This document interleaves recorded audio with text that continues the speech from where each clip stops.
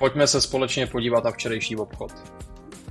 Jako první věc, jelikož jsme byli na all-time high, jsem si spojil ty all-time high předcházející, který jsme tam měli a odůvodnil jsem si tím, že okolo hodnot 80 bychom se mohli otáčet směrem dolů. Zároveň trh už byl docela překoupený a já jsem tady si všimnul, že my si vytváříme změnu struktury a to byl change of charakter směrem dolů.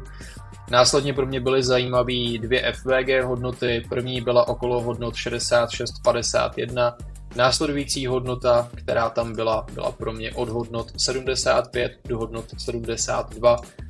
Potom, co se vlastně zaplnil ten první gap, jsem spíš spoléhal na ten druhý, takže jsem si tady označil FVG hodnotu a počítal jsem s tím, že následně bude pokračovat ta korekce směrem dolů a vytvoříme si o něco níž breaknutí struktury.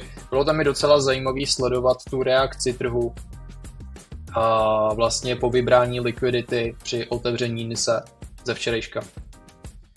Když mi cena dojela do té FVG zóny, ještě jsem si to zkontroloval přes Volume Profile a všiml jsem si, že přesně na tom topu tam máme Volume Area High, což je pro mě další indicie, že bychom mohli udělat alespoň nějakou korekci, případně pokud bychom se dostali na POC, přesunout si stop loss na entry.